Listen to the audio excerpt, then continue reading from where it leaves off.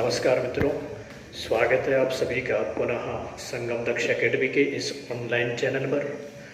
मित्रों, आखिरी कक्षा के अंतर्गत हमने उपसर्ग प्रारंभ किए थे और जिसके अंतर्गत हमने संस्कृत के 22 उपसर्गों पर चर्चा कर ली थी। क्योंकि हम जानते हैं कि हिंदी भाषा के अंतर्गत संस्कृत के 22 उपसर्ग प्रयोग होते हैं, 19 उपसर्ग आपके जो है अरबी, फारसी या उर्दू के प्रयोग होते हैं। इसके अलावा हिंदी के भी हम देखेंगे 13-14 जो आपके उपसर्ग होते हैं वो हिंदी के भी प्रयोग होते हैं। इसके अलावा अंग्रेजी के भी 8-10 उपसर्गों का प्रयोग होता है। मित्रों, पिछली कक्षा के अंतर्गत मैंने सबसे पहले आप लोगों को बता दिया था कि उपसर्ग होते क्या है। इन उपसर्ग के संदर्भ में हम पूरी बातें पिछली कक्षा में जान चुके हैं।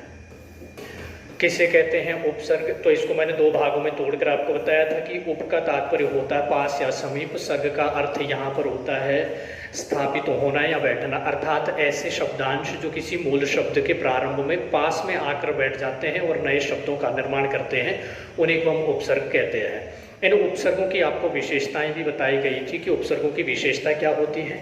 तो इसमें बताया गया था कि ये किसी शब्द के पूर्व में जुड़कर या तो उसके अर्थ में विशेषता उत्पन्न करते हैं या फिर उसका विलोमार्थक शब्द प्राप्त करते हैं या फिर कोई तीसरे ही नए शब्द की जो है रचना यहाँ पर की जाती है। तो 3 प्रकार के ये परिवर्तन जो है मूल शब्दों में लाती है। इससे पहले हम ध्यान देना, संस्कृत के 22 उपसर्गों पर चर्चा कर चुके हैं और सीधे प्रश्न पूछे जाते हैं कि बताइए निम्न में से कौन सा संस्कृत का उपसर्ग है या निम्न में से कौन सा हिंदी या फिर विदेशी भाषा का उपसर्ग है। तो आपको ये उपसर्ग पहचानने भी आने चाहिए कि कौन कौन से संस्कृत के हैं, कौन से हिंदी के हैं, कौन से अरबी, फारसी, उर्दू के हैं या फिर कौन से अंग्रेजी के हैं। आइए मित्रों, सबसे पहले उन 22 पर चर्चा करता हूँ कि कौन कौन से थे वो, बाकी हम उसके संदर्भ में बात कर चुके हैं पिछली क्लास में। जिन लोगों ने पिछली क्लास नहीं देखी है वो अवश्य देखें, क्योंकि उपसर्ग अति महत्वपूर्ण जो आपका विषय रहने वाला है, ध्यान देना आपके सिलेबस के अंतर्गत। क्योंकि ना केवल इनको हम उपसर्ग के संदर्भ में पढ़ते हैं बल्कि ये संधि के संदर्भ में भी पढ़े जाते हैं, क्योंकि संधि भी होती है इनके मिलने से। हमने पिछली कक्षा के अंतर्गत देखा था कि कैसे कुछ आपके उपसर्ग ऐसे होते हैं जो ज्यों के त्यों बिना किसी संधि किए एक संयोग के तहत जो किसी शब्द के प्रारंभ में जुड़ जाते हैं, परंतु कुछ शब्द ऐसे होते हैं जो संधि करके किसी जो है मूल शब्द के प्रारंभ में जुड़ते हैं। तो आइए सबसे पहले जानते हैं कि वो 22 कौन कौन से थे जो संस्कृत के हैं, हिंदी में जो प्रयोग किए जाते हैं। मैंने आपको बताया था कि पहला एक आपका होता है, हालांकि पहला दूसरा इसका कोई ऐसा निश्चित क्रम नहीं है कि पहले नंबर पर ही आएगा दूसरे नंबर पर ही आएगा, ऐसा कोई निश्चित क्रम नहीं, आप आगे पीछे इनको लिख सकते हैं। एक अधि है, एक अभी है, इसके अलावा अपी है, इसके अलावा अति है, इसके अलावा जो यहाँ पर 5वां था वो ध्यान देना अनु है, और जो छठा रहेगा यहाँ पर वो आपका अव है। इसके अलावा जो 7वां रहेगा वो अप है, और जो 8वां है वो आ है। तो 8 आपके ऐसे उपसर्ग है संस्कृत के जिनमें ध्यान देना, जिसके प्रारंभ में आपको अ देखने को मिलेगा और एक जगह आपको जो है आ देखने को मिलेगा। तो आ भी अ और अ के योग से ही मिलकर बना है। आप ये कह सकते हैं कि उपसर्ग हमारे पास संस्कृत के 8 उपसर्ग ऐसे हैं जिनके प्रारंभ में कहीं ना कहीं प्रत्यक्ष या अप्रत्यक्ष रूप से अ आता है। इसके अलावा अगर हम बात करेंगे तो 4 हमारे पास ऐसे थे जिनके प्रारंभ में आपका क्या आता है, प आता है। तो ध्यान देना, इनमें से प्रथम कौन सा है, प्र, और दूसरा कौन सा है तो आप देखते हैं प्रति, और तीसरा अगर देखेंगे तो कौन सा है, पर, और चौथा अगर देखेंगे तो कौन सा है, परी है। यानी कि ये 4 उपसर्ग संस्कृत के ऐसे हैं जो प वर्ण से शुरू होते हैं। 7-8 आपने ये देखे थे, 7 ऐसे हैं जो अ से शुरू होते हैं, एक इनमें आ से शुरू होने वाला है, यानी कि 8 ऐसे हैं जो जिनका प्रारंभ जो है अ या आ से किया जाता है। इसके अलावा 4 आपके पास ऐसे उपसर्ग होते हैं संस्कृत के जिनकी जो शुरुआत होती है वो प से होती है। ध्यान देना, याद करने की सुविधा के लिए आप लोगों को अलग अलग बताए जा रहे हैं और ये 22 के 22 याद करना अनिवार्य है। इसके अलावा अगर आगे बात करेंगे तो 4 ध्यान देना हमारे पास कुछ अलग विशेषताओं वाले जो है आपके उपसर्ग थे, जिनमें आपको एक तो बताया गया था निर, एक बताया गया था निस, एक बताया गया था दुर, और एक बताया गया था दुस। यानी कि निर्निस, दुर्दुस 4 आपके उपसर्ग ये होते हैं, ठीक है ना। और ये जब भी किसी शब्द के साथ जुड़ते हैं तो ध्यान देना ये संधि कर रहे होते हैं। आप देखेंगे व्यंजन संधि के अंतर्गत हम इनके नियमों को पढ़ते हैं। इसके अलावा अगर हम बात करते हैं तो दो हमारे पास ऐसे उपसर्ग होते हैं जिनकी शुरुआत सौ से होती है। इनमें एक ध्यान देना सु होता है और एक इनमें क्या होता है, सम होता है। इसके बाद अगर हम बात करते हैं तो दो हमारे पास ऐसे भी उपसर्ग होते हैं जिनकी जो शुरुआत होती है वो ऊ से होती है, और इनमें एक आप देखेंगे तो उप उपसर्ग होता है और दूसरा देखेंगे तो उद उपसर्ग होता है। तो इन दो की जो शुरुआत होती है वो ऊ वर्ण से होती है। इसके पश्चात हमारे पास दो अन्य जो उपसर्ग बचते हैं, एक नी है, एक ध्यान देना वी है। इस प्रकार जब हम इनका योग करेंगे तो 8 ये थे, 8 और 4 आपके 12 हो जाएंगे, 12 और 4 16 हो जाएंगे, 16 और 2 18 हो जाएंगे, 18 और 2 20 हो जाएंगे, और 20 और 2 22 हो जाएंगे। तो इन 22 जो हमारे पास संस्कृत भाषा के उपसर्ग है जिनका ज्यों का त्यों हिंदी में प्रयोग किया जाता है, इन सभी को ध्यान दीजिएगा। आप थोड़ा ध्यान से देख लेना, जिन लोगों ने पिछली क्लास नहीं देखी है वो इस पिछली वाली क्लास को जरूर देखें और उसके अंतर्गत देखें कि कैसे ये संयोग के आधार पर जुड़ते हैं और कैसे ये लोग जो आपके उपसर्ग है ये संधि करके किसी शब्द के प्रारंभ में जुड़ते हैं। आइए मित्रों, अब हम चर्चा करते हैं हिंदी के उपसर्गों पर। जैसा कि मैंने बताया कि संस्कृत भाषा में एक जो है निश्चित संख्या रखी गई है कि 22 उपसर्गों का प्रयोग किया जाता है, परंतु हिंदी की अगर हम बात करेंगे तो हिंदी में अभी तक ये सिद्ध नहीं हो पाया कि हिंदी के कितने उपसर्ग हैं। मुख्यतः कुछ किताबें आपको 13 उपसर्ग देती हैं, लेकिन ध्यान देना 13 के अलावा आपको 14, 15 या फिर 12 अलग अलग संख्या में जो उपसर्गों की संख्या देखने को मिलती है। तो मैंने यहाँ पर प्रयास किया है कि जितने भी आपके उपसर्ग हैं हिंदी के वो सारे आप लोगों के समक्ष रख सकूं, ठीक है ना। तो हिंदी के उपसर्ग में सबसे पहला और महत्वपूर्ण जो हमारा उपसर्ग रहने वाला है वो मित्रों हमारा अ उपसर्ग है। और इसलिए महत्वपूर्ण रहने वाला है क्योंकि ये जहां भी कहीं लगेगा ये नहीं अर्थात निषेधता या फिर नकारात्मकता का भाव देता है। जिस किसी भी शब्द के प्रारंभ में अ उपसर्ग जुड़ेगा ये उस शब्द को नकारात्मक भाव में ले जाता है। जैसे हम चेतना लिखते हैं तो चेतना के समक्ष जो है ध्यान देना जैसे ही अ लगाएंगे तो अचेतन बन जाता है, यानी कि जिसके अंदर कोई चेतना नहीं है, ठीक है ना। जैसे हम ध्यान देना एक होता है आपका मतलब जो है मरना जो क्रिया होती है या फिर मर धातु होती है, मर धातु के प्रारंभ में जैसे ही अ लगा देते तो अमर बन जाता है। तो अमर मतलब जो कभी मरे ना, और अचेतन मतलब जिसमें चेतना ना हो, अटल मतलब जो कभी टले ना, अपने वचन से कभी मतलब जो है मुकरे ना या फिर एक जगह से दूसरी जगह को कभी हिले ना, अटल उसे कहेंगे। तो अ का जहाँ भी प्रयोग किया जाएगा किसी भी शब्द के प्रारंभ में तो ये निषेधात्मक जो है अर्थ देता है, नकारात्मक भाव यहाँ पर उत्पन्न करता है किसी भी शब्द के प्रारंभ में जब जुड़ेगा।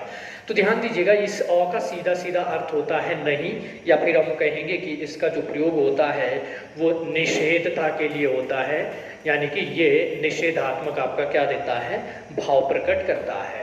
जैसे हमने देखा अजान, जान यहाँ पर ध्यान देना मूल शब्द है, और जैसे ही अ लगा अजान यानी कि जिसमें जान नहीं है, जो निर्जीव एकदम जिसके अंतर्गत जो है जान नहीं है उसे अजान कहा जाएगा। अटल, टलना जो है ध्यान दीजिएगा मूल शब्द है, लेकिन अटल जैसे ही बना तो जो अब मतलब जो है बिल्कुल भी टलता नहीं हो उसे अटल कहा जाएगा। अपच, पच ध्यान दीजिएगा यहाँ पर धातु है, पच से पचना क्रिया भी बन जाती है। तो जैसे ही पच के पूर्व में हमने अ लगाया तो इससे बन गया अपच, यानी कि जो पच ना सके उसे अपच कहा जाता है। अछूता यानी कि जैसे ही ध्यान देना छूत के प्रारंभ में हमने क्या लगाया, अ लगाया, तो ये बन गया अछूता। अछूता यानी कि जिसे हम छू नहीं सकते या फिर जिसे छुआ नहीं जाता, अछूता है। अचेत, चेत मूल शब्द अर्थात मूल है आपका जो यानी कि चेतना है, जैसे ही इसके पूर्व में हमने अ उपसर्ग का प्रयोग किया तो अचेत बना, मतलब जिसमें कोई चेतना नहीं है उसे अचेत कहा जाएगा। यानी कि जैसे आपकी निर्जीव जितनी भी वस्तुएं होती हैं उन्हें हम अचेत कहते हैं। अकाज, काज ध्यान दीजिएगा संस्कृत का शब्द है काज, काज का अर्थ होता है काम या कार्य, जैसे ही अ लगा देते हैं ये बन जाता अकाज, यानी कि जिसके पास कोई काम नहीं है। तो कहने का मेरा सीधा यह तात्पर्य है कि और जिस भी शब्द के पूर्व में जुड़ेगा तो ये उस शब्द का जो है नकारात्मक या फिर हम कहेंगे निषेधात्मक यानी कि नहीं का भाव वहां पर उत्पन्न कर देगा। तो अ के संदर्भ में ये बात ध्यान देना, और संस्कृत का कोई उपसर्ग नहीं था, ध्यान देना ये हिंदी का उपसर्ग होता है, इस बात का आप ध्यान देना। तो जहां भी अ उपसर्ग लगा होगा तो वहां पर पहले ही ऑप्शन आपको दिए जाएंगे कि बताया निम्न में से किस शब्द में आपका जो है हिंदी के उपसर्ग का प्रयोग हुआ है। तो अ अगर लगा होगा तो हम कहेंगे ये हिंदी के शब्दों में जो है प्रयोग इसका किया गया है। आइए मित्रों, और आगे हम देखेंगे संस्कृत के जो अव्यय होते हैं उन अव्ययों के रूप में भी अगर हम बात करेंगे तो अ का प्रयोग किया जाता है। ध्यान देना, संस्कृत में उपसर्ग के रूप में तो प्रयोग नहीं होता है इसका अ का, लेकिन अव्यय के रूप में प्रयोग होता है। और ज़्यादा अंतर दोनों में रहता नहीं है, क्योंकि अक्सर हम देखते हैं वो जो अव्यय होते हैं उनका भी उपसर्ग के रूप में प्रयोग किया जाता है। तो हो सकता है कि इस अ को वो दोनों के मतलब जो मिश्रित रूप में रखे, यानी कि हिंदी और संस्कृत के दोनों के उपसर्ग के रूप में। तो इसकी पहचान कैसे करनी है, तो ध्यान दीजिएगा, आपको पहचान ये करनी है कि अगर तो लगा है तत्सम शब्द के प्रारंभ में तब तो ये संस्कृत का हो जाएगा अव्यय, और अगर लगा है ये तद्भव शब्दों के प्रारंभ में तो फिर ये हिंदी का हो जाएगा उपसर्ग। ध्यान देना, संस्कृत में ये अव्यय में जाएगा और हिंदी में उपसर्ग में आएगा। जैसे मैं अगर यहाँ पर आपको बता दूं तो ये जो काज शब्द है, ध्यान देना, काज मूलतः आपका जो है, ठीक है ना, इसके प्रारंभ में अ लगा है तो यहाँ पर भी क्या कर रहा, नकारात्मकता का भाव दे रहा है। चेत के प्रारंभ में लग रहा है तो अचेत यानी कि अचेतना का यानी कि निर्जीव का भाव दे रहा है। तो जहां भी अ का प्रयोग किया जाएगा नकारात्मक भाव उत्पन्न करेगा। आइए दूसरे पर बात करते हैं। इसके बाद दूसरा जो ध्यान देना हिंदी का उपसर्ग है, ये अति महत्वपूर्ण रहने वाला है। इस पर मैं थोड़ा सा आप लोगों को बता दूं कि ये अध का क्या क्या सिस्टम रहता है। ध्यान देना, एक होता है आपका उपसर्ग अधि, एक होता है उपसर्ग आपका अध, और एक होता है आपका अध है। इनमें थोड़ा सा आप लोग ध्यान देंगे। ये अधि जो होता है इसका जो अर्थ निकल कर आता है वो अधिक या श्रेष्ठ निकल कर आता है। ये जो अध होता है इसका अर्थ ध्यान देना आधा का के रूप में निकल कर आता है, और ये जो अध होता है इसका तात्पर्य जो है नीचे से होता है, ठीक है ना। तो तीनों के अलग अलग अर्थ है। ऊपर वाले दोनों आपके उपसर्ग है, लेकिन जो नीचे वाला है ये ध्यान देना संस्कृत का एक अव्यय है, यानी कि अविकारी शब्द है संस्कृत का। तो इन तीनों में आपको अंतर स्पष्ट करना है कि अगर अधि आया है, अधि का तात्पर्य अधिक या श्रेष्ठ से है। अध आया है तो अध का अर्थ ध्यान देना आधे से होता है। अधि संस्कृत का उपसर्ग है, अध हिंदी का उपसर्ग है, और अध है जो जहां पर विसर्ग लगे होंगे पीछे तो अध है ध्यान देना आपका क्या हो जाएगा, ये संस्कृत का एक आपका जो है अविकारी शब्द है। देखो, इनका जब हम प्रयोग कर रहे होते हैं तो कैसे इनकी पहचान करनी है, कैसे प्रश्न बनेंगे। तो यहाँ पर जैसे मैंने आपके समक्ष अगर एक शब्द लिखा है अध्यक्ष, तो इसमें यदि पूछा जाए कि कौन सा आपके पास जो है उपसर्ग लगा है, या फिर मैं लिखूं यहाँ पर अधजला, तो यहाँ पर भी पूछा जा सकता है कौन से उपसर्ग का प्रयोग हुआ है। या फिर आपसे पूछा जाए अध है पतन, तो इसमें कौन से उपसर्ग का प्रयोग हुआ है। तो थोड़ा सा तीनों पर हम चर्चा कर लेते हैं। ये जो अध्यक्ष शब्द है इसमें ध्यान देना अक्षी जो है मूल शब्द है, और अधि उपसर्ग लगा है ई के प्रभाव के कारण। जो ई के बाद क्योंकि अन्य स्वर है तो ई यो में बदल गया है, और ई यो में बदला है तो ध आधा हो गया है, और जैसे ही ध्यान देना यो में अ जुड़ेगा तो यो पूरा हो जाएगा। और जब हम संधि विच्छेद करते हैं तो अक्षी आता है, लेकिन जैसे ही जोड़ते हैं इसको तो फिर ये अध्यक्षी नहीं बनता, ये अध्यक्ष बन जाता है। इस जो ई लगी हुई है इसमें ध्यान देना ये क्या हो जाएगा, इसका लोप हो जाएगा। तो ये ध्यान देना, अगर अध्यक्ष शब्द पूछा जाए तो इसमें हम कहेंगे कि इसमें अधि उपसर्ग का प्रयोग हुआ है। परंतु जैसे ही हम अधजला में आएंगे तो यहाँ पर कोई भी संधि नहीं हुई है, जल धातु है ध्यान देना। तो यहाँ पर जो अध है आपका ये उपसर्ग के रूप में है, साफ यहाँ पर देख रहा है, किसी भी प्रकार की कोई संधि नहीं हुई है। तो अध मतलब आधा, जला मतलब यानी कि जो आधा जला हुआ उसे अध जला कहा जाता है। ये जो अध है ध्यान दीजिएगा, ये क्या होता है आपका, इसमें ये एक टुकड़ा तो है अध है, इसके बाद अगर देखेंगे तो ये पतन है। विसर्ग संधि जब हम पढ़ते हैं तो विसर्ग संधि के नियम है कि यदि विसर्ग के पूर्व में ध्यान देना मतलब अ या आ आता है, और विसर्ग के बाद प फ या फिर आपका जो है क ख, या फिर आपका जो है ध्यान दीजिएगा क ख या प फ में से कोई एक ध्वनि आती है, यानी कि 4 ध्वनियां आपके पास है। तो ये जो विसर्ग होता है इसका ध्यान दीजिएगा लोप नहीं होता है, ये ज्यों का त्यों रहता है। विसर्ग से पहले अ स्वर आता है, विसर्ग के बाद या तो प आए या फ आए या फिर क आए या फिर ख आए। तो इनके साथ ध्यान दीजिएगा जब भी विसर्ग का योग होगा तो विसर्ग में कोई भी परिवर्तन नहीं होता है। प्रकृति भाव रहता है, या फिर हम कहेंगे कि यहाँ पर किसी भी प्रकार की संधि नहीं होती है। तो ध्यान देना, ये ज्यों का त्यों लिखा जाएगा अधः पतन, और अधः पतन का मतलब है नीचे की ओर जो है पतन होना। आई बात समझ? तो इसका तात्पर्य नीचे से होता है, इसका तात्पर्य आधे से होता है, और इसका तात्पर्य अधिअक्ष में, यानी कि इसका तात्पर्य जो है ध्यान देना ऊपर या श्रेष्ठ से होता है। तो ये बात यहाँ पर हमने अधि के बारे में जानी। अब देखो अध के बारे में जानी, तो अधि को हम संस्कृत में पढ़ चुके हैं। अधः जो आता है आपका विसर्ग वाला, इसे आगे हम संस्कृत के अव्यय में पढ़ेंगे। तो यहाँ पर अध का मतलब आधा होता है। जैसे देखो अध जला है, ध्यान देना, अध जला मतलब आधा है जो जला, अध पका आधा है जो पका, अध मरा आधा मरा हुआ, अध खिला जो आधा है खिला हुआ। तो इन सभी में अध उपसर्ग का प्रयोग हुआ है, जो कि हिंदी का उपसर्ग है। इसके पश्चात अगर हम ऊ की बात करते हैं, ध्यान देना, तो ऊ भी आपका हिंदी का ही एक उपसर्ग होता है। और ऊ उपसर्ग की जब हम बात करेंगे तो इसका तात्पर्य ऊंचे से होता है, या फिर जो संस्कृत में आप जो पढ़ते हैं क्या उद उपसर्ग, उसी का ध्यान दीजिएगा, ये तद्भव रूप है। यानी कि संस्कृत में प्रयोग करेंगे तो उद उपसर्ग का, और हिंदी में जैसे हम प्रयोग करते हैं तो ऊ का प्रयोग वहाँ पर किया जाता है। जैसे इससे बनने वाले जो शब्द होते हैं, उतारना, तार मूल शब्द है, ध्यान देना, ना भी प्रत्यय लगा है तो तारना हो गया, तो ऊ उपसर्ग है। यहाँ पर भी ध्यान देना ऊ उपसर्ग है, यहाँ पर भी ऊ उपसर्ग है। तो ऊ उपसर्ग का जो प्रयोग होता है वो केवल हिंदी के ही शब्दों में किया जाएगा। आप यहाँ से ये भी पहचान कर सकते हैं कि जिन शब्दों के प्रारंभ में ऊ लगा होगा उपसर्ग के रूप में, यानी कि मूल शब्द कोई और होगा, वो उसके पूर्व में उपसर्ग के रूप में जुड़ा है, तो वो तद्भव के शब्द होंगे। और उद जिसके प्रारंभ में लगा होगा वो ध्यान देना आपके तत्सम के शब्द होंगे। इसके बाद अगर हम बात करेंगे उन की, तो इसे भी थोड़ा सा हम अच्छे से देखते हैं कि उन आपका जो है ध्यान देना महत्वपूर्ण जो है यहाँ पर उपसर्ग रहने वाला है। एक तो है मित्रों उन, और एक रहेगा आपका उन। ये ऊन जिसका तात्पर्य ध्यान देना बाल से भी होता है, मतलब बकरी भेड़ के बाल होते हैं उन्हें ऊन कहते हैं। लेकिन इसका जो तात्पर्य है ध्यान देना वो कम से भी होता है। जब हम निधन ऊन करते हैं, यानी कि जो विशेष रूप से जो कम होता है, न्यूनतम जो बोलते हैं हम, तो वहाँ पर इस ऊन का प्रयोग किया जाता है। तो इस ऊन का जो प्रयोग होता है वो कम के संदर्भ में होता है। लेकिन जब हम इस ऊन की बात करते हैं, जो हिंदी का उपसर्ग है, ध्यान देना, इसका अर्थ होता है एक कम। दोनों में आपको अंतर समझना है कि ये बड़ा ऊ वाला ऊन आएगा तो इसका अर्थ कम होता है, छोटा ऊ वाला जब ऊन आएगा तो इसका अर्थ एक कम होता है। तो जैसे देखेंगे हम कि इसका कम एक अर्थ जो है एक कम के संदर्भ में होता है, या फिर जो आप संस्कृत में ये ऊन लिखते हैं इसी का तद्भव रूप है ये, यानी कि तत्सम रूप ये रहेगा, और इसका तद्भव रूप जो है ये वाला रहेगा। आइए जैसे देखें 49, यानी कि 50 से एक कम होता है उसे 49 कहते हैं। 39, 40 से एक कम होता है उसे 39 कहते हैं।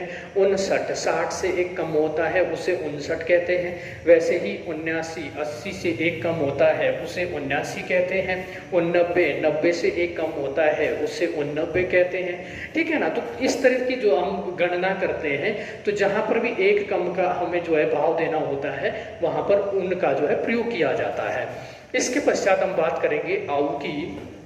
ये भी अच्छा है, ध्यान देना, अक्सर इससे संबंधित प्रश्न पूछे जाते हैं। आपने संस्कृत के अंतर्गत पढ़ा होगा औ। संस्कृत में आपने औ उपसर्ग पढ़ा है, और इस औ उपसर्ग का अर्थ होता है बुरा। जैसे अवगुण, अवगुण का तात्पर्य होता है बुरे गुण से। तो जहाँ संस्कृत में अव का प्रयोग किया जाता है, वहीं पर हिंदी में अव का प्रयोग किया जाता है। जैसे अव का अर्थ बुरा है, वैसे ही ध्यान देना अव का अर्थ भी मुख्यतः बुरे के संदर्भ में लिया जाता है। बाकी मैंने आपको पहले ही बता रखा है कि उपसर्गों का कोई एक निश्चित अर्थ नहीं होता है। इनके जो है जिस तरह के शब्दों के पूर्व में जुड़ते हैं, ये अपने अर्थों में भी परिवर्तन करते रहते हैं। तो जैसे हमने देखा यहाँ पर अव है, ध्यान देना अव, तो इस आऊ का जो तात्पर्य है मूलतः ये बुराई के रूप में होता है, परंतु इसके अलावा अन्य भी अर्थ देता है। जैसे गुण मूल शब्द है, गुण के पूर्व में आऊ लगा तो अवगुण बन जाता है। संस्कृत में लिखेंगे हम तत्सम रूप में लिखेंगे तो ये अवगुण होगा, लेकिन हिंदी में जब हम बात करेंगे तद्भव रूप में तो फिर ये अवगुण हो जाता है। जैसे अवसर, अवसर सर का मतलब मौका है, ध्यान देना, अवसर मतलब विशेष जो मौका है। अवतार, तो इस तरह के जो शब्द हमें देखने को मिलेंगे, अवसर है, अवतार है, अवगुण है, इन सभी में औ का प्रयोग हुआ है। और ये जहाँ भी लगा होगा तो समझ लेना वो आपका तद्भव शब्द है, अर्थात वो हिंदी भाषा का शब्द है, वो तत्सम नहीं होगा। जहाँ औ लगा होगा वो संस्कृत का है, जहाँ औ लगा होगा वो हिंदी का है। यहाँ पर लिखा भी है कि औ का तद्भव रूप होता है औ, यानी कि औ जो है वो तत्सम रूप है, औ जो होगा वो आपका तद्भव रूप होगा। आइए मित्रों, इसके बाद आगे बढ़ते हैं। इसके पश्चात जैसे हम देखते हैं, दूसरा है हमारे पास क या कु है। तो क या कु भी जहाँ भी लगेगा, ध्यान देना, इनका भी जो अर्थ निकल कर आता है वो बुराई के संदर्भ में आता है। क लिखो या कु लिखो, मूलतः इनका जो अर्थ होता है वो बुरा होता है, कठिन होता है। जैसे देखो यहाँ पर हम लिखते हैं कपूत, तो ध्यान दीजिएगा कपूत, पूत यहाँ पर मूल शब्द है, इसके प्रारंभ में हमने क लगा दिया तो ये कपूत बन गया है। या फिर ध्यान दीजिएगा आप इसी को कुपूत भी लिख सकते हैं। तो कुपूत बोलो या कपूत बोलो, दोनों का अर्थ ध्यान दीजिएगा बुरा पुत्र है, यानी कि ऐसा पुत्र जिसके अंदर जो है दोष पाए जाते हैं, तो जिसके अंदर अवगुण पाए जाते हैं उसी को कपूत या फिर कुपुत कहा जाता है। तो कु लगने से ये जो पुत्र है, ध्यान देना, ये क्या हो जाएगा आपका, मतलब बुरा पुत्र हो जाएगा। अगर सुपूत लिखते हैं हम, सु उपसर्ग का प्रयोग करते हैं जो कि संस्कृत का उपसर्ग है, हालांकि हिंदी में भी सु उपसर्ग का प्रयोग होता है, दोनों ही जगह इसका प्रयोग होता है। तो सु का तात्पर्य अच्छे से होता है और कु का तात्पर्य बुरे से होता है। कुपूत बोलेंगे तो बुरा पुत्र है और सुपूत बोलेंगे तो अच्छा पुत्र है। जैसे ध्यान दो कुढंग, कुढंग यानी कि ऐसा ढंग या ऐसा तरीका जो बेकार का है उसे कुढंग कहेंगे। कुरूप यानी कि ऐसा रूप जो, ध्यान देना, बेकार है, तो ध्यान दीजिएगा उसे कुरूप कहा जाएगा। इसके अलावा अगर हम बात करेंगे, आगे हमारे पास आता है चौ। ध्यान देना उपसर्ग होता है चौ, लेकिन इसका जो अर्थ होता है वो होता है चार। चौ का प्रयोग जहाँ भी किया जाएगा वो ध्यान दीजिएगा चार के संदर्भ में किया जाएगा। ये जो चार की संख्या होती है इसके संदर्भ में इसका प्रयोग किया जाएगा। जैसे देखो चौ का मतलब यहाँ लिखा है चार, जैसे चौमासा अर्थात 4 मास का जो समूह होता है, 4 महीनों का जो समूह होता है उसे हम चौमासा कहते हैं। जैसे चौराहा, 4 राहों अर्थात 4 रास्तों का जो समूह होता है, जहाँ पर 4 रास्ते मिलते हैं उसे चौराहा कहा जाता है। चौपाया, चौपाया 4 पैर है जिसके, वो आपकी 4 पाई भी हो सकती है, आप गाय भी हो सकती है, भेड़ बकरी भी हो सकती है, क्योंकि 4 पैरों वाले जो भी होंगे उन्हें चौपाया कहा जाएगा। इसके अलावा चौरंगी यानी कि 4 रंगों का जो समूह होगा उसी को हम क्या कहते हैं, चौरंगी कहते हैं। तो चौ का जहाँ भी प्रयोग होगा उपसर्ग के रूप में वो ध्यान दीजिएगा 4 का अर्थ दे रहा होगा।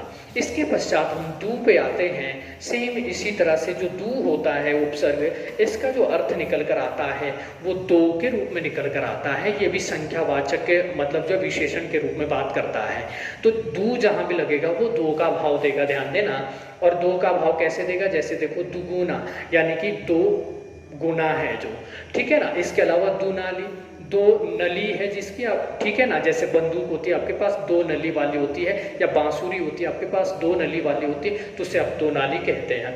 इसके अलावा 2 मुहा हुआ। 2 मुहा का तात्पर्य यहाँ पर 2 मुंह से बिल्कुल भी नहीं है। 2 मुहा का तात्पर्य ध्यान देना, 2 मुहा हम उस व्यक्ति को कहते हैं जो, ध्यान दीजिएगा, कभी कुछ कहता है कभी कुछ कहता है, मतलब अपनी बात पर नहीं टिकता, तो हम कहते हैं कि ये तो 2 मुहा आदमी है, ये कभी किसी मुंह से बोलता है कभी किसी मुंह से, तो ये 2 मुहा। 2 भाषीय अर्थात ऐसा व्यक्ति जो 2 भाषाओं का ज्ञान रखता है या फिर 2 भाषाएं बोलता है या समझता है, उसे 2 भाषिया कहते हैं। इसके अलावा दुपट्टा यानी कि 2 पट्टों का जो समूह होता है उसे दुपट्टा कहा जाता है। तो 2 ध्यान दीजिएगा जहां भी लगेगा इसका अर्थ जो है 2 के संदर्भ में निकल रहा होगा। अब देखो ती आ गया, फिर से ती का जो अर्थ होता है वो ध्यान देना 3 होता है। तो ये सारे के सारे ऐसे हैं हिंदी के जो ध्यान देना संख्याओं के संदर्भ में जिन उपसर्गों का प्रयोग किया जाता है। और ध्यान दो 3 इसका अर्थ है जैसे तिकोना, 3 कोने वाला है जो, जिसके 3 कोने हैं उसे तिको, ध्यान दीजिएगा तिकोना कहते हैं, ठीक है ना। इसके अलावा हम देखेंगे तिगुना यानी कि 3 से गुना किया हुआ।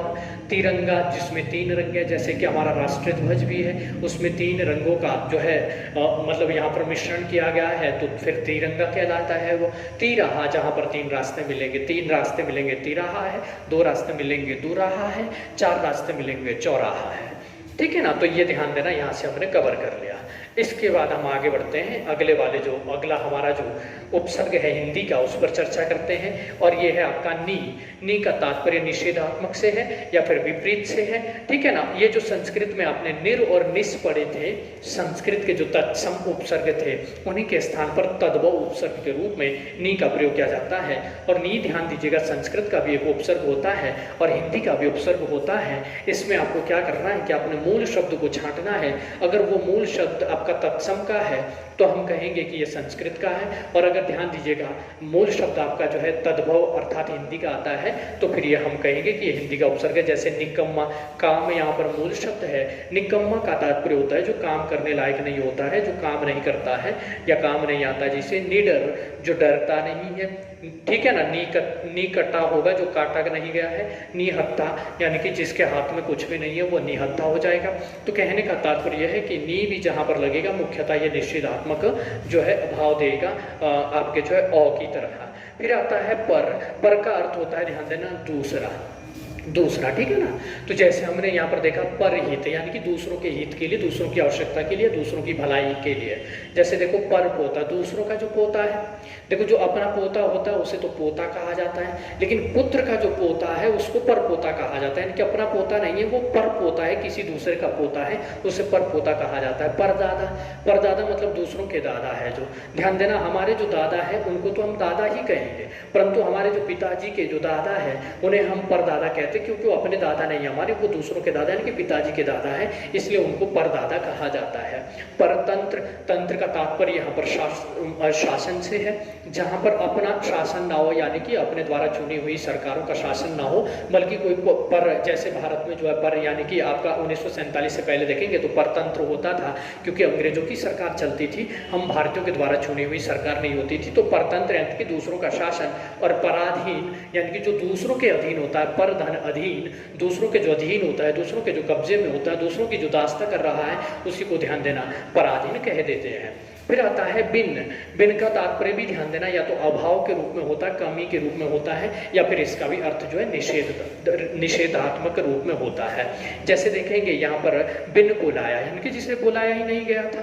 फिर देखो बिन ब्याह, जिसका विवाह हुआ ही नहीं है। और बिन जाने यानी कि बिना जाने, जिसके बारे में कुछ जाना ही नहीं था, बिन जाने उन्होंने बोल दिया। तो ध्यान देना बिन का तात्पर्य भी अभाव या फिर निषेधता के रूप में होता है। भर का तात्पर्य होता है भरपूर, मतलब पूर्ण तरीके से जो है, ध्यान देना, पूरा या फिर भरा हुआ। जैसे भरपूर, पूरा भरा हुआ। जैसे भरपेट, बोलते हैं कि भरपेट खाया है यानी कि पेट भर कर खाया है। भरमार यानी कि बहुत ज़्यादा भीड़ भड़ाका जहाँ पर होता, हम बोलते कि खूब भरमार थी वहाँ पर। तो पूरा जहाँ पर ध्यान दीजिएगा पूर्णता का भाव हो, या फिर ध्यान दीजिएगा पूरे का भाव हो, तो वहाँ पर संपूर्णता का भाव हो, वहाँ पर भर का प्रयोग होता है। अब 100 आता है, 100 का तात्पर्य होता है सहित। जैसे ध्यान दीजिएगा औ का जो तात्पर्य होता है, औ मतलब होता है रहित, और जो 100 होता है इसका अर्थ होता है सहित। किसी चीज के साथ जो अगर हम रहते हैं तो 100 का प्रयोग करते हैं, किसी से अगर अलग होते हैं, रहित का जहाँ पर भाव होता है वहाँ औ का प्रयोग करते हैं। जैसे 100 है तो सचेत, वह अचेतता यानी कि चेतना के बिना है, चेतना से रहित है। और यहाँ पर सचेत है यानी कि चेतना के सहित है, तो सचेत कहलाएगा। सहित किसी के हित के साथ जो है, मतलब हम किसी जो भी काम कर रहे हैं वो किसी के हित के लिए कर रहे हैं, तो हित सहित है। सजग यानी कि जगा हुआ है जो, तो उसे सजग कहेंगे। अजब का मतलब होगा बिना जगा हुआ। तो ये सारे के सारे ध्यान देना यहाँ से 100 के अर्थ निकलते हैं। और फिर यहाँ पर 100 या सु, फिर यहाँ देखेंगे सु का प्रयोग हमने संस्कृत के उपसर्गों में भी किया था। और 100 या सु का अर्थ अच्छे के भाव में भी होता है। जैसे सपूत, वहाँ कपूत था या कुपूत था, उसका अर्थ था ध्यान दीजिएगा बुरे पुत्र का। और यहाँ पर आपका जो सपूत हो या फिर सुपूत हो, इन दोनों का जो अर्थ निकलता है वो अच्छे पुत्र के रूप में निकलता है। सुजान, ध्यान देना, सुडोल। तो ये सारे के सारे जो शब्द है ध्यान देना आपके जो उपसर्ग है, इनका प्रयोग किसके लिए हो रहा है, अच्छाई के संदर्भ में हो रहा है। तो ये थे मित्रों हमारे जो है हिंदी के उपसर्ग, जिन पर मैंने चर्चा की। इनकी निश्चित संख्या है नहीं, अलग अलग पुस्तकों के द्वारा या फिर अलग अलग विद्वानों के द्वारा इनकी अलग अलग संख्याएं बताई गई है। और यहाँ पर अब इसके बाद जो हम आगे बढ़ रहे हैं हमारे लिए जो महत्वपूर्ण रहने वाला है वो ध्यान देना अरबी फारसी रहने वाला है। क्योंकि अरबी फारसी दोनों ऐसी भाषाएं हैं जिनका हमारे जो है हिंदी भाषा के ऊपर जो है काफ़ी प्रभाव देखने को मिलता है।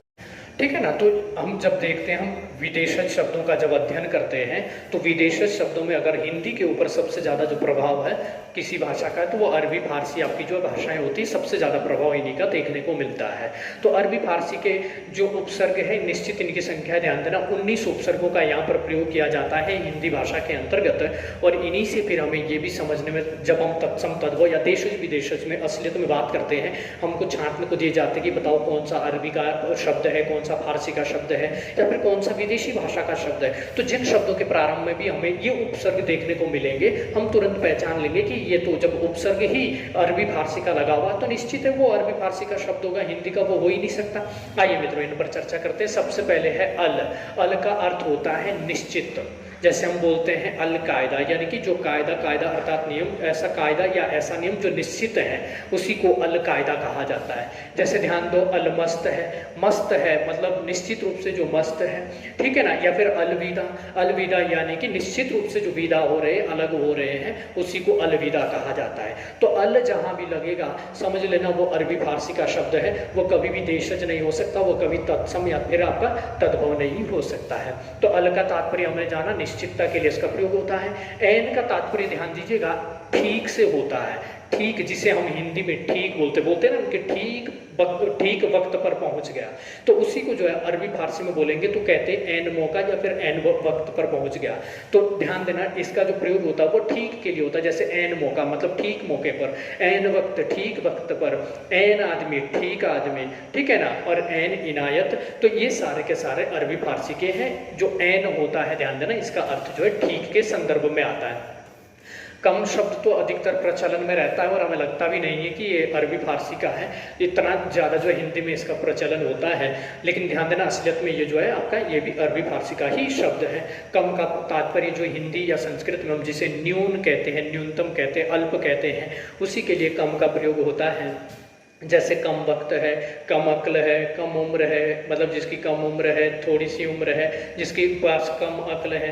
तो ये सारे के सारे शब्दों का जो प्रयोग किया जाता है वो ध्यान देना न्यूनता के संदर्भ में किया जाता है। खुश, ध्यान देना, ये भी आपका अरबी फारसी का ही उपसर्ग है और खुश का तात्पर्य अच्छाई से होता है। जैसे देखो, खुश किस्मत, जिसकी अच्छी किस्मत है। खुशबू, बू का मतलब गंध से होता है, अच्छी जो गंध है या बू है। खुश मिजाज, जिसका मिजाज अच्छा है, व्यवहार अच्छा है। और खुश दिल, जो खुश दिल इंसान है, जिसका दिल अच्छा है। तो ध्यान देना, खुश का तात्पर्य अच्छाई के संदर्भ में होता है। इसके अलावा जब हम बात करेंगे गैर का, गैर का तात्पर्य होता है भिन्न, अलग या फिर रहित से। ध्यान देना, रहित से इसका तात्पर्य होता है। तो जैसे हम देखेंगे यहाँ पर कि गैर कानूनी, यानी कि जो कानून से भिन्न है या फिर कानून रहित है जो। इसके अलावा जैसे देखो, गैर जवाबी, यानी कि जैसे जो मतलब जो है जिसकी कोई जवाबदेही ना हो, तो उसे गैर जवाबी कहेंगे। गैर जिम्मेदार, जो अपनी जिम्मेदारी को नहीं संभाल रहा है। गैर सरकारी, जो सरकार के मतलब सरकार के नियमों के अंतर्गत आता नहीं है। गैर हाजिर, जो हाजिर नहीं है, हाजिर मतलब उपस्थित होना, गैर हाजिर यानी कि जो हाजिर नहीं है। तो गैर का रहित या भिन्नता से इसका अर्थ होता है। फिर आता है दर, ये अति महत्वपूर्ण, ध्यान देना, सबसे ज़्यादा कन्फ्यूजन पैदा करने वाला। इस दर का अर्थ होता है में। ये में के संदर्भ में इसका प्रयोग होता है। जैसे उदाहरण के तौर पर कहा जाए कि असल में मैंने उसे बताया था। ध्यान देना, यहाँ पर अगर मैं लिखूं कि असल में मैंने उसे बताया था, इसका मतलब है कि मैंने हकीकत में जो उसे बताया था। परंतु कभी कभी क्या कर देगा, ध्यान देना, यहाँ पर लगा देगा दरअसल में मैंने उसे बताया था। तो जैसे ही यहाँ पर दर लगाएगा तो ये आपका वाक्य जो है वो अशुद्ध हो जाएगा। वाक्य शुद्धि में अक्सर जो है ध्यान देना इसका प्रयोग किया जाता है।